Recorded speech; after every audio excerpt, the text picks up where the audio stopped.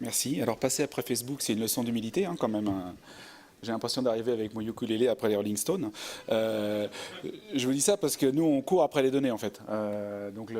L'une des problématiques, donc je vais vous présenter une plateforme de neuroimagerie. Et une des problématiques, c'est de réussir à avoir des données pour faire du population imaging. Donc, pourquoi on a fait le CATI? J'ai décidé d'innover, je vais essayer de le dire avec mes mots, avec une histoire. Donc, faut s'imaginer le neurologue qui a une idée géniale qui va révolutionner la prise en charge de la maladie d'Alzheimer. Et il a besoin de la tester, cette idée. Donc, il a besoin d'acquérir des données. Donc, il va monter un projet, il est motivé, il a la niaque. Et ce projet, il a besoin d'acquérir des images. Alors, il faut savoir que là, on parle de sujets humains. Donc, c'est essentiellement acquis dans des centres qui sont des centres cliniques, des hôpitaux.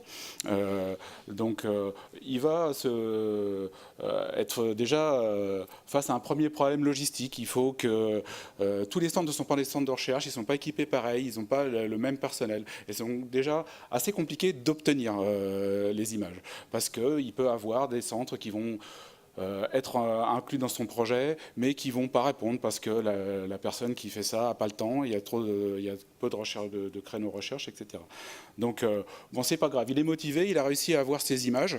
Il a quelques centaines d'images, il est content. Et il commence à avoir un eczéma quand même à cause du stress. Et du coup, il va essayer de les analyser. Et là, il va s'apercevoir qu'elles ne sont pas comparables. Parce qu'un des gros problèmes aussi en neuroimagerie, c'est qu'on a différentes modalités, mais pour une même modalité, prenons l'IRM, il y a de très très grosses différences entre les scanners, entre les différents constructeurs, mais même pour une même machine, il y a plein de paramètres différents, de manière de faire les images qui vont faire advenir des différences. Et ces différences, elles peuvent même venir du sujet lui-même, de la température de la pièce, des habitudes locales. Donc, deuxième problème, il va falloir qu'ils puissent comparer ces images parce que là, on veut travailler sur des populations, donc on est forcément sur des études multicentriques. Et comparer des images entre les différents centres, c'est un vrai problème si on ne veut pas juste revoir ressortir comme effet les différents centres. Il est motivé, il va s'y prendre à l'avance, il va prendre des gens qui vont traiter les données, qui vont gérer tous les problèmes. Il va réussir à avoir des images comparables et un ulcère en plus de son eczéma. Et là, il va devoir analyser les données. Donc, analyser les données, il va s'attendre à avoir un outil presse-bouton, mais il n'y a pas d'outil presse-bouton en fait en recherche. On est sur des outils de recherche faits par des chercheurs qui marchent dans un certain contexte, qui ne sont pas forcément reliés avec du HPC, donc ils vont prendre du temps, il va y avoir des problèmes de calcul, de choses comme ça.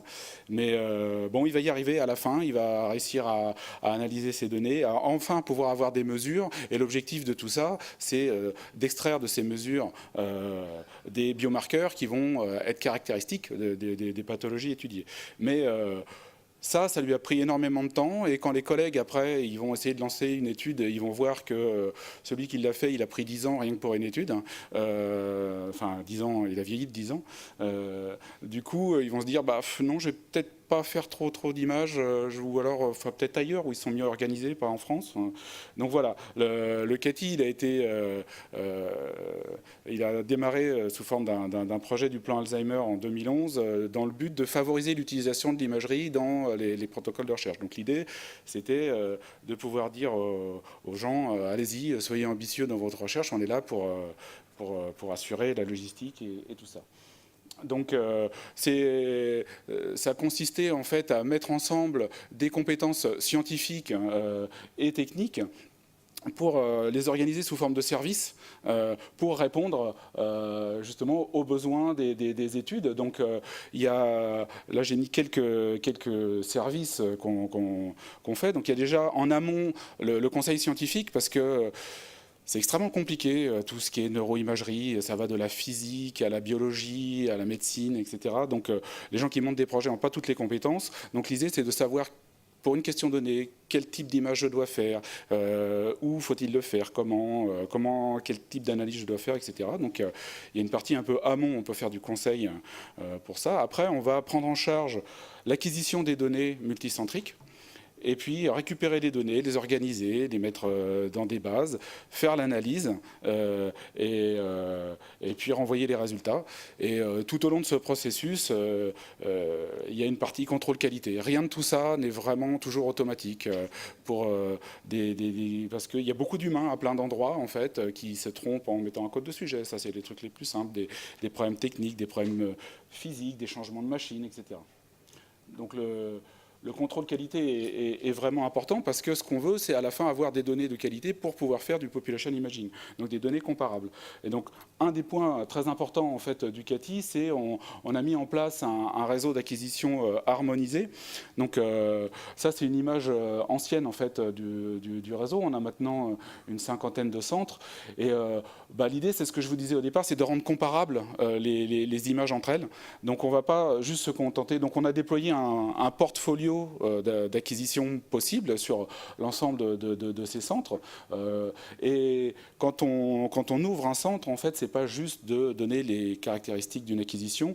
On y va, en fait, avec des fantômes. Ce qu'on appelle des fantômes, c'est des objets dont on connaît la géométrie, qu'on va faire passer dans les machines et qui nous permettent de les calibrer, d'avoir les caractéristiques et d'ouvrir les centres pour qu'ils aient des images le plus comparable possible. On n'arrive pas, de toute façon, dans tous les cas, à avoir des images. Donc ça permet en fait d'avoir un outil, un grand instrument qui nous permet de construire des bases de données qui vont vers le population imaging. Il faut voir que dans pas mal de grosses études qui ont été faites par ailleurs, le gold standard pour les acquisitions, c'était de regarder quels étaient les centres qu'on avait, de prendre celui qui avait l'acquisition la plus pourrie et d'aligner les meilleurs dessus, parce que de toute façon, on ne pouvait pas faire mieux, donc, pour pouvoir être comparable.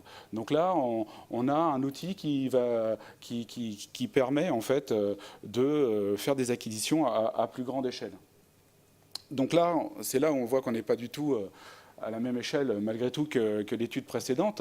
On gère aujourd'hui, donc on est quand même une petite équipe, hein, on gère 31 études qui correspondent. Donc au départ, on a été financé pour travailler sur les maladies neurodégénératives comme Alzheimer, et puis ça s'est étendu en fait à d'autres pathologies. Et donc sur ces études, en gros, à terme, ça représente 15 400 sujets. Donc ça paraît pas beaucoup, mais juste pour donner un ordre d'idée, c'est assez exceptionnel d'avoir des machines de recherche qui sont ouvertes 8 heures par jour pour la recherche. Imaginons qu'on en ait une comme ça. Si le temps de faire passer un sujet, le temps de l'installer, etc., la machine, on la mobilise à peu près 1 heure. C'est peut-être un peu moins, mais c'est juste pour donner une idée. Si on voulait faire passer nos 15 400 sujets là-dessus, il faudrait plus de 5 ans. Donc, sachant qu'on est dans des études long terme, où les sujets, des études longitudinales, où les sujets reviennent sur plusieurs années, parce que quand, par exemple, dans la maladie d'Alzheimer, on développe les premiers symptômes, ça fait déjà souvent 10 ans que la maladie court, donc on essaye de faire des études de recherche en amont, où les sujets n'ont pas encore développé la maladie, ils ont par exemple une plainte mnésique légère, des problèmes légers de mémoire, et puis du coup, certains vont développer la maladie et d'autres, et on aura des images bien en amont. Donc, en termes de logistique, c'est difficile d'avoir des sujets humains. Il y a tout aussi après le choix des pathologies, etc. Et donc, pour une question donnée, en général, on a assez peu de sujets. Donc, c'est assez important d'être capable, d'une étude à l'autre, de mettre ensemble les données pour pouvoir après les mettre à disposition et répondre à des questions scientifiques qui vont au-delà de ce que l'étude proposait. Donc, le consortium principal du CATI, je ne vais pas faire une liste à l'après-vert, mais l'idée là, c'est de montrer qu'on est principalement sur 2 centres en fait, au CEA Saclay, à Neurospin, et à la Pitié-Salpêtrière, à l'hôpital de la Pitié-Salpêtrière à Paris. Et puis donc c'est là où sont réunis l'essentiel des savoir-faire qui nous permettent de faire le travail quotidien. Et puis, on travaille en plus étroite collaboration avec certains partenaires cliniques et de recherche. Et donc, comme je vous disais, tout ça, c'est des savoir-faire qui ont été mis ensemble. Et donc, on a une distribution des savoir-faire. C'est des gens qui étaient déjà dans des labos de recherche.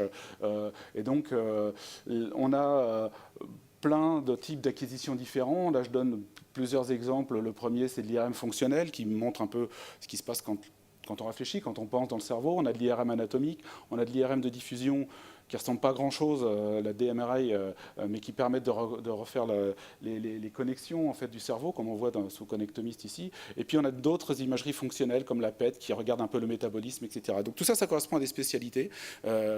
Tout le monde n'a pas... il y a des connaissances un peu communes, mais tout le monde n'a pas la même spécialité. C'est pareil pour les outils d'analyse. Il y a différents outils qui sont développés. Il y a des outils qui sont développés hors du CATI. Il y a des outils qu'on développe nous. Et donc en gros, on a plusieurs labos à faire travailler ensemble, des labos de recherche à organiser pour qu'ils passent en production. On a eu à faire ça. Et donc, ce n'est pas quelque chose qui est trivial. Donc, je vais vous montrer un petit peu comment on a fait. Donc là, c'est juste pour vous donner un ordre d'idée en fait, des tailles de données qu'on a. Donc ça, c'était à Neurospin, je ne sais plus si c'était la semaine dernière ou il y a 2 semaines. Pour le CATI, on avait 22,3 téraoctets d'utilisés. Ce n'est pas des choses qui sont monstrueuses à certaines échelles. Pour les échelles des études de neuroimagerie, c'est quand même beaucoup. Et on produit beaucoup de fichiers. Alors les fichiers, ils ont une importance particulière. Comme je vous ai dit, hein, les outils, on les prend tels qu'ils sont. Certains, on les développe, donc on a la maîtrise, on peut faire plein de choses avec, utiliser autre chose que les fichiers. Mais là, pour beaucoup des logiciels phares, pour lesquels on nous demande des outils, c'est un logiciel qu'on va prendre, qui est SPM par exemple, qui est fait à Londres. Bon, bah, il est en MATLAB, il s'appuie sur des fichiers, et donc les fichiers ont une part importante à partir du moment où on veut traiter les données. Et donc, on a mis en place tout un système qui permet aux gens de travailler à distance et quand même d'avoir des données de qualité. Donc là, je vais très rapidement faire un tour sur ça résume notre flux de données en fait. Donc on a notre réseau d'acquisition, on est en contact tout le temps avec les centres qui nous envoient des données. Il y a plusieurs canaux pour nous envoyer les données. On reçoit que des données anonymes, dont on a enlevé tout ce qui permet d'identifier le patient. Enfin, c'est quasi anonyme. Enfin, on n'a pas. Il y a quand même quelque chose qui permet de remonter au patient. Donc, on n'a pas la clé en fait, nous. Donc c'est pas anonyme au sens de la CNIL. Je ne vais pas m'étendre là-dessus, mais ça pose des questions pour la réutilisation des données. Mais parce qu'on a des obligations aussi, si on trouve quelque chose, un sujet, de revenir dessus, ou si un sujet ne veut plus faire partie d'une étude, on peut effacer ces données. Donc on va récupérer ces données anonymes, faire un premier jet de contrôle qualité à la fois du sanity check pour savoir que c'est bien les bonnes données et de contrôle qualité visuel parce qu'il y a plein de choses qui peuvent se passer, le patient peut bouger, etc. Donc là, on a aussi la possibilité de revenir vers le centre pour leur demander de refaire venir le sujet et de réacquérir les images. Ça dépend des protocoles de recherche en fait. Hein. Et donc après, donc ça c'est fait en fonction de la spécialité à différents endroits. Les gens vont pousser après leurs données dans un passe-plat, une push zone, et ça va être centralisé après dans un système de fichiers partagés et une base de données. Et donc, après, on a le pendant pour l'analyse. Là aussi, les gens récupèrent les données, font différents types de processing. Alors, soit anatomique, fonctionnel, comme je disais, je ne vais pas vous faire la liste à l'après-vert. Font les analyses. Aussi, il y a une étape de contrôle qualité pour savoir si tout s'est bien passé, si des fois certains logiciels entre eux posent des problèmes, etc. Et puis là, on repasse par la push jaune, on centralise le tout, et puis on a des outils pour monitorer un peu le fonctionnement, les sujets qui sont arrivés, les choses comme ça. Et à la fin, on livre des données qui... si je caricature, sont des gros tableaux de chiffres en fait, qui sont des mesures en fait extraites. Ce qu'on fait, c'est qu'on fait soit de la segmentation, soit des mesures fonctionnelles, soit on segmente des structures, on mesure des longueurs, des profondeurs, etc. Et de toutes ces mesures, après, l'idée c'est d'en extraire, de faire des statistiques dessus pour en extraire des biomarqueurs. Donc au niveau architecture, on a réussi à réduire un peu la complexité d'avoir beaucoup de labos sur 2 sites, à la Pitié, à l'ICM et au CEA à Neurospin. Donc c'est là où sont faits l'essentiel du travail et partagé l'essentiel des données. Et on centralise les aspects base de données et synchronisation de tout ça dans un serveur qui se trouve être à Neurospin, mais qui pourrait éventuellement être ailleurs. Et donc, je vais juste, pour finir, vous donner non pas un aspect de toute la partie technique, mais de comment on travaille et comment on distribue, on partage les logiciels et comment on attaque les ressources de calcul. Donc ça, c'est ce qui se passe au CEA Neurospin, parce qu'on a la partie d'en dessous qui est le serveur centralisé. Donc là, on s'appuie le plus possible en Mauve sur des technologies standards, Apache, LDAP, SSH, Postgres pour les bases de données. On a développé des API de web services pour permettre de faire communiquer tout le monde. Et l'idée, c'est que à la fin, dans un labo, donc nous on est connecté assez directement, c'est la partie en haut, on a des images sur lesquelles on peut traiter des données. Alors, là, il y a aussi toute une problématique logicielle, d'avoir les mêmes versions, etc. Et donc, je passe un petit peu les détails, mais on s'appuie sur deux outils pour développer nos outils, les mettre en production et aligner les versions. Ça, c'est plutôt le rôle de BrainVisa. C'est quelque chose qui existe depuis assez longtemps. Je vais dire juste deux petits mots dessus. Et puis, on a donc des labos qui travaillent avec différentes ressources de calcul. Ça va du portable à l'ordinateur multicœur, au cluster. Et donc on a développé il y a longtemps, avant le CATI, en fait, dans le cadre d'un projet européen soutenu par ITA2, Soma Workflow, qui nous permet de nous abstraire en fait, des ressources de calcul. Donc j'en dirai juste deux mots. Et donc la partie plutôt haut niveau, c'est BrainVisa. Donc c'est quelque chose qui existait aussi avant le CATI, en fait. On pourrait dire plein de choses dessus. Pour nous, c'est un environnement de développement multi-OS qui, au départ, servait à distribuer les outils vers les utilisateurs cliniciens pour les rendre plus faciles à organiser. C'était plutôt pour analyser déjà des données de façon répétitive. Donc il y a tout un framework d'organisation des données plutôt local, sans les aspects sécurité, etc., qui permet d'automatiser les choses. Parce que c'est vraiment assez compliqué de faire des analyses sur plusieurs données. Et donc toute la complexité des analyses est représentée sous forme de pipeline. Des pipelines, c'est en gros des enchaînements d'étapes.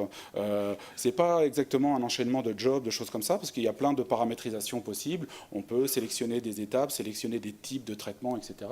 Mais on peut voir le pipeline avec tous ces paramètres comme étant là un workflow qui peut être lancé sur du calcul parallèle. Et puis on gère du coup dans BrainVisa des interfaces graphiques qui sont partiellement générées automatiquement, qui rendent plus facile l'utilisation de choses qui sont faites classiquement en script, ou choses comme ça. Et une partie importante, c'est la visualisation interactive. On a un outil anatomiste qui est développé à Neurospin qui nous permet de construire des vues avec beaucoup déjà d'outils et de facilité. Donc on s'est appuyé là-dessus pour développer des outils dédiés au CATI pour être capable d'être performant quand on fait du contrôle qualité, en fait, et réduire les coûts après de tout ça. Donc pour tout ce qui est accès aux grilles de calcul, on avait développé Soma Workflow, on utilise ça beaucoup parce qu'effectivement on veut que nos logiciels de plus haut niveau comme BrainVisa ne voient pas tous les problèmes qu'il peut y avoir à faire du calcul parallèle. Alors pour nous, le calcul parallèle, c'est beaucoup de processus indépendants. Si je schématise un peu, hein, c'est pas tout à fait vrai, mais pour la majorité des besoins, c'est beaucoup de processus indépendants qui n'ont pas vraiment besoin de communiquer entre eux. Le cas le plus typique, c'est j'ai mon pipeline que je veux itérer sur 1000 sujets, je change un paramètre, je réitère sur 1000 sujets, etc. Donc là, c'est le basique de chez basique. Il y a des choses plus compliquées, mais je peux en parler avec vous si vous voulez après. Donc là, on a à la base quelque chose de très simple qui nous permet juste de soumettre des jobs. Donc c'est une interface en Python parce qu'on développe beaucoup en Python en fait, de les suivre et du coup de s'interfacer à différentes machines multicorps. On s'est appuyé sur des technologies qui existaient déjà quand on l'a fait. Et donc là où il y a une petite originalité quand même, c'est que les outils sont développés à la fois pour être en local ou à distance, et donc notamment on pourra avoir accès à un serveur de calcul qui est par exemple via SSH. Donc on a exactement la même API de contrôle, etc. Et donc là, on arrive aussi avec une adhérence entre les calculs et les données, parce que ce que va vouloir faire le chercheur, c'est sélectionner ces données avec BrainVisa ça. Donc là, il n'est pas juste au niveau fichier, il a des aspects un peu plus haut niveau. Il va savoir quel sujet il va prendre, de quel centre, de quelle étude, etc. Il va sélectionner par métadonnées. Il va envoyer ces données, ça va lui créer un pipeline de jobs. Donc il y a des dépendances entre les jobs qui vont être envoyés en parallèle par Soma Workflow. Mais il faut qu'il sélectionne les données à envoyer, qu'il soit capable, avant que tous les calculs soient terminés, éventuellement de faire déjà un petit peu de contrôle qualité. Donc il y a un suivi de l'exécution des jobs qu'il fait, et il peut récupérer les données qui ont déjà été traitées. Il y a un peu une gestion des données temporaires, etc. Donc il y a un petit peu tout ça qui c'est pas extraordinaire, mais ça facilite grandement la vie en fait, de tous les jours pour écrire des pipelines qui fonctionnent dans plusieurs environnements. Donc il y a une interface graphique qui permet de suivre les pipelines, les éléments de pipeline qui ont été utilisés, les entrées, les sorties, et l'utilisation des processeurs. Et ça, c'est interfacé aussi avec le plus haut niveau. Donc là, je vais essayer de sortir un peu ma boule de cristal pour voir ce qui va se passer pour le CATI. Donc, il va continuer à grossir, notamment en France, mais aussi à l'international. Alors, ça a déjà commencé. On a maintenant 2 gros projets européens, Imagen et UAIMS. On a un premier projet en Inde qui commence là, et puis on est en pourparlers en négociation en fait financière finalement avec un projet à Shanghai. Donc il va falloir qu'on se pérennise plus, parce que comme tout beau projet de recherche, on fonctionne majoritairement avec des CDD. Donc quand on veut pérenniser les savoir-faire, c'est pas la fête tous les jours. Et donc pour ça, on regarde effectivement tout ce qui se fait comme infrastructure nationale, parce que vous l'avez compris, le cœur de la valeur ajoutée du CATI, c'est pas l'infrastructure, c'est pas le calcul, etc. Par contre, il y a une vraie valeur ajoutée, il y a un vrai potentiel dans les données qu'on va produire et la façon dont elles vont être exploitées, parce que derrière, justement, le manque de données fait que après, le fait d'avoir des bases de données suffisamment importantes, on va pouvoir mettre en place des outils de machine learning ou autres pour justement répondre aux questions scientifiques. Et là, il y aura des besoins c'est déjà ce qu'on fait un petit peu à une certaine échelle, mais je pense qu'avec des instruments comme ça, on va pouvoir passer à des échelles supérieures. Voilà.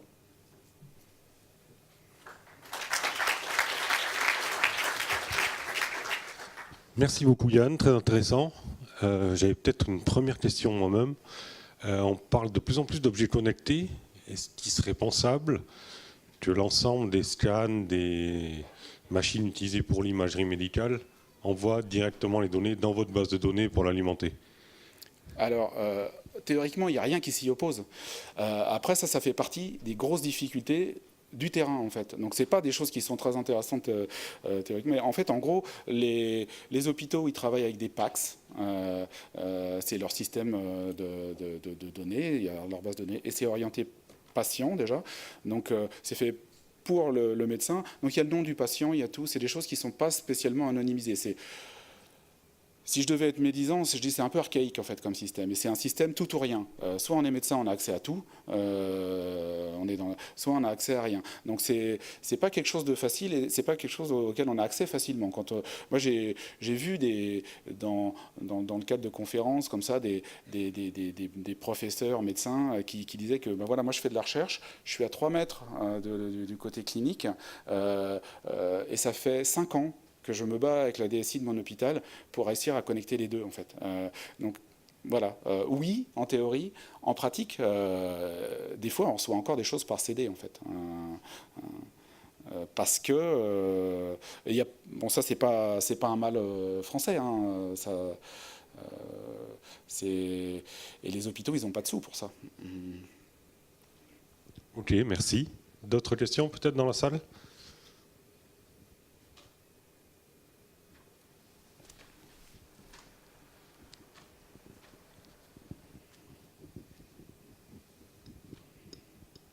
Alors, on peut maintenant avoir des cartes de donneurs d'organes. Est-ce qu'on ne pourrait pas avoir des cartes de donneurs de données si on voulait déclarer que les données de ces scanners, on veut qu'ils puissent être utilisés pour la recherche, c'est quelque chose d'envisageable ou oui, alors là, de toute façon, On n'a pas le choix. À partir du moment où on fait de la recherche sur l'homme, il faut un consentement. Donc là, c'est pas sous forme de carte, c'est quand la personne rentre dans une étude, elle donne déjà son consentement pour cette étude-là. Donc ça passe devant des comités d'éthique avant le lancement de l'étude, etc.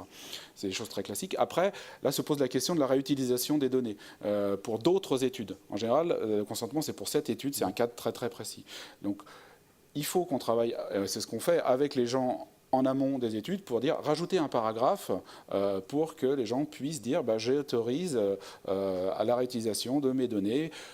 Faut toujours fournir un cadre, la CNIL nous impose ça, pardon, un cadre, une durée, un type de pathologie pour lequel ça va être, une possibilité pour les gens de revenir, etc. Donc c'est un petit peu lourd, c'est aussi pour ça que les infrastructures comme le CATI sont importantes, parce que quand on est juste 3 Pékins pour une recherche à essayer de mettre ça en place, c'est juste très compliqué. Mais donc il n'y a pas à proprement parler de carte. Par contre, on peut promouvoir, on ne l'a pas encore fait, mais on voudrait, le CATI voudrait mettre à disposition un texte de référence à mettre dans les études de recherche pour que les données soient réutilisables. Mais la réutilisation des données, c'est tout un débat en soi. Je choisis de pas trop en parler ici, mais il y a tous les problèmes éthiques et légaux. Bon, ça, on arrive à les gérer. Après, il y a les problèmes plutôt culturels, en fait. Il y a beaucoup d'acteurs qui produisent des données, qui tiennent à leurs données comme Gollum tient à son anneau, quoi. Et donc, il y a encore des freins, en fait, à utiliser.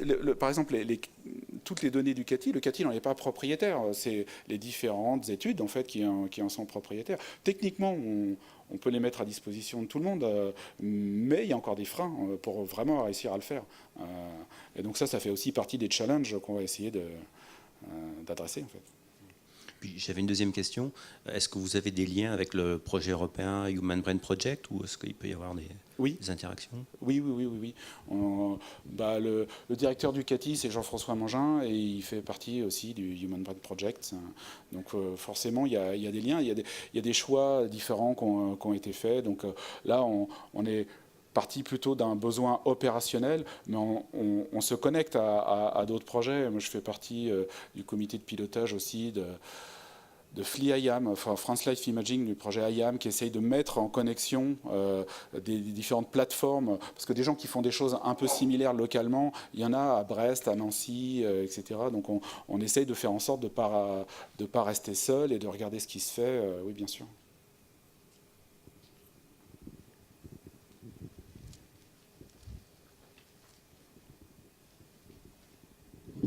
Ça va être très rapide, mais c'est pour rebondir sur la remarque des donneurs d'organes. Le donneur d'organes, c'est quand on est mort. Donc là, ça pourrait être la même chose. Qu'est-ce que vous faites des données des morts? Parce que là, il n'y a plus de problème de CNIL, il n'y a plus de problème de tout ça, normalement aussi. Et il y a plein de scans de gens avant qu'ils meurent. Oui, les scans, on ne fait pas de scans sur les morts. Ça se fait, hein, par endroits, parce qu'on peut les laisser beaucoup plus longtemps dans les machines.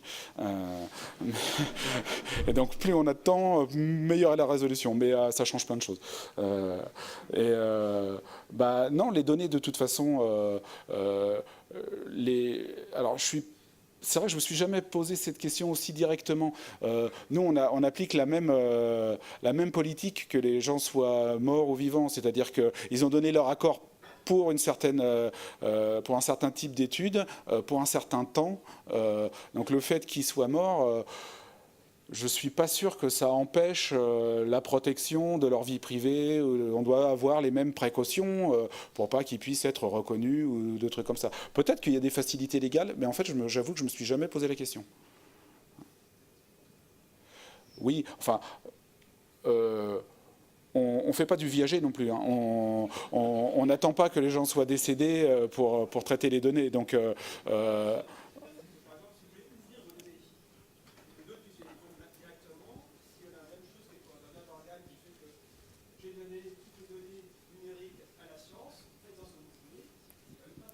Oui, bien sûr. Non, mais là, moi, je suis... de toute façon, quelle que soit la forme que ça peut prendre, il faut de toute façon que ce soit quelque chose au minimum d'envergure nationale, européenne. Nous, on pousse dans ce sens-là. Mais on a suffisamment à faire sur le terrain aussi. Donc, on ne fait pas un gros lobbying pour ça. pour l'instant, déjà on récolte les données, on fait en sorte qu'elles soient bien, propres, carrées, et parallèlement, ça doit se mettre en place. Mais là, c'est pas que à notre niveau en fait que ça se joue. Merci beaucoup Yann.